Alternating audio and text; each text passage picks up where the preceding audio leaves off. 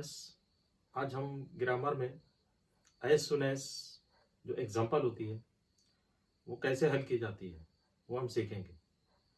तो as soon as एक ऐसे एग्जाम्पल है जो अक्सर एक्टिविटी शीट में पूछी जाती है और उसे हल करना बहुत इजी होता है।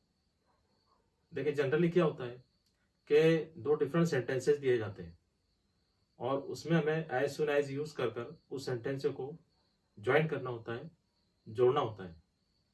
So it means as soon as जो होता है वो एज अ कंजंक्शन इस्तेमाल होता है। एज सुन एज जो है वो कंजंक्शन का काम करता है, कंजंक्शन के तौर पर इस्तेमाल होता है। तो हम पहले एग्जाम्पल के जरिए उसको समझने की कोशिश करते हैं। देखिए फॉर एग्जाम्पल सेंटेंस दिया रहेगा, the school bell rings we rush to the play ground.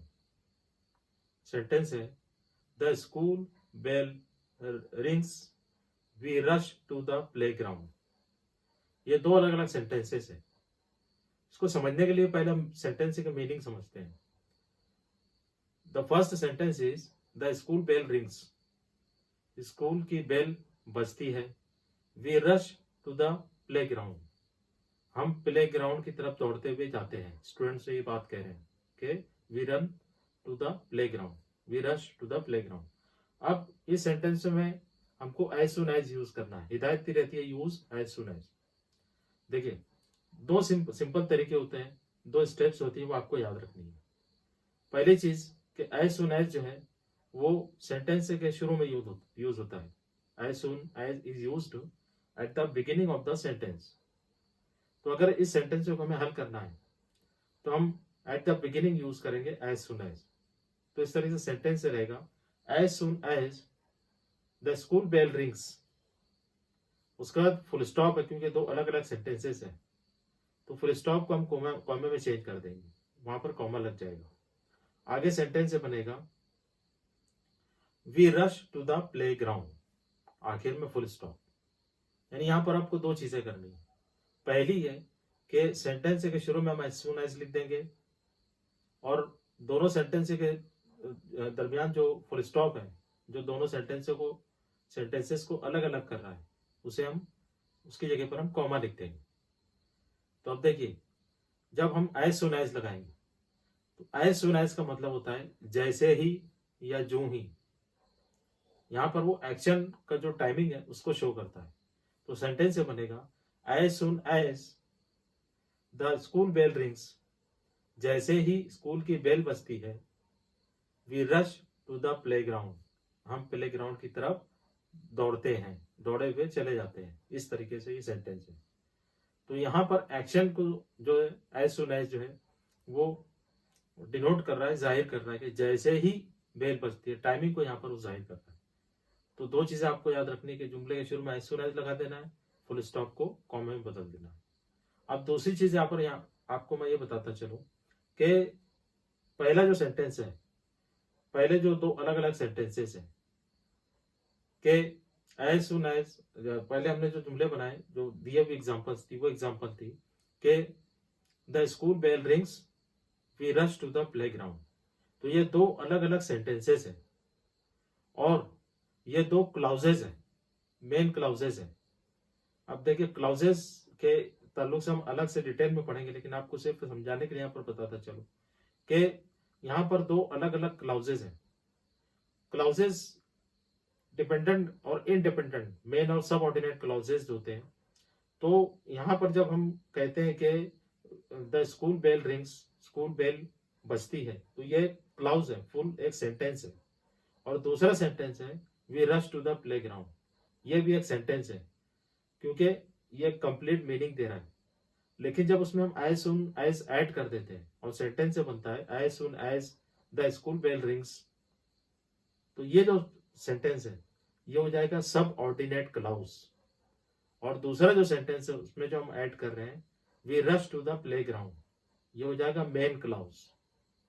क्योंकि अब मेन क्लाउज और सब ऑर्डिनेट क्लाउज क्या होता है? मेन क्लाउज वो पार्ट होता है सेंटेंस का जो अपने पूरे मानी दे रहा होता है, और सब ऑर्डिनेट क्लॉज वो पार्ट होता है जो मेन क्लॉज पर डिपेंड करता है, जो पूरे मानी नहीं देता है। क्योंकि जब हम कहते हैं as soon as the school bell rings, जैसे ही स्कूल बेल बजती है, तो ये जुमला मुकम्मल नहीं है। मुकम्मल कब होगा? when we will say that we rush to the playground, यानी स्कूल बेल बजती है तो क्या होता है, जैसे ही स्कूल बेल बजती है तो आगे हम कहेंगे कि we rush to the playground. तो यहाँ पर हम कहेंगे कि as soon as the school bell rings, ये जो है सबऑर्डिनेट क्लाउज है, और we rush to the playground ये जो है मेन क्लाउज है। तो एज सुन एज समझते समझते हम यहाँ पर ये भी समझ रहे हैं, उसको हम आगे डिटेल में पढ़ेंगे। अब अदर एग्जाम्पल हम लेते हैं कि अगर कोई दूसरी एग्जाम्पल दी जाती है तो उसको हमें कैसे हल करना है। देखिए दूसरे एग्जाम्पल हम देते हैं, the teacher entered classroom, students stood up. ये दो अलग अलग सेंटेंसेस है। अब इसमें हमें एज सुन एज यूज करना है। दो चीजें मैंने आपको बताई है। एज सुन एज हम यूज करेंगे जुमले के शुरू में, तो सेंटेंस से बनेगा as soon as the teacher entered classroom, comma students stood up. अब देखिए मीनिंग के जरिए हम समझते हैं कि एज सुन एज, पहले जो दूसरा जो दो अलग अलग सेंटेंसेस वो अगर हम देखें, the teacher entered classroom, teacher classroom में दाखिल होते हैं, स्टूडेंट्स स्टूड अप, स्टूडेंट्स खड़े हो जाते हैं। अब जब हमने एज सुन एज किया, इसमें यूज किया as soon as teacher entered classroom, जैसे ही टीचर क्लासरूम में दाखिल होते हैं, स्टूडेंट्स स्टूड अप, स्टूडेंट्स खड़े हो जाते हैं। इस तरीके से तो दो चीजें हमने की, जुमले के शुरू में एज सुन एज लगाया और फुल स्टॉप जहां पर था, यानी दो अलग अलग सेंटेंसेस के वहां पर हमने कॉमा लगा दिया। इस तरीके से वो सेंटेंस बना। और अदर एग्जांपल अगर हम ले, the cat came across a dog, she started running, है ना। सेंटेंस है the cat came across to a dog, full stop, she started running. अब देखिए जुमले के माने क्या है कि the cat came across to a dog, एक कैट जो है उसका सामना डॉग से हुआ, शी स्टार्टेड रनिंग, कैट ने दौड़ना शुरू कर दिया। अब देखिए इसको हमें जब एज सुन एज लगाना तो कैसे कहेंगे, as soon as the cat came across to a dog, comma she started running. जैसे ही as soon as the cat came across to a dog, cat का सामना डॉग से हुआ, शी स्टार्टेड रनिंग, उसने दौड़ना शुरू कर दिया। तो इस तरीके से और अदर एग्जाम्पल से भी आप लीजिए। और दो चीजें याद रखिए कि जब भी एज सुन एज यूज करना है, जुमले के शुरू में हम एज सुन एज लगाएंगे और दोनों जुमलों के दरमियान जो है वो कॉमा आ जाएगा, बाकी का सेंटेंस ऐसे ही रहेगा। इस तरीके से आप उसको हल कीजिए। अब नेक्स्ट सेशन में हम ग्रामर की जो अदर एग्जाम्पल है, नो सुनर देन, वो हल करेंगे।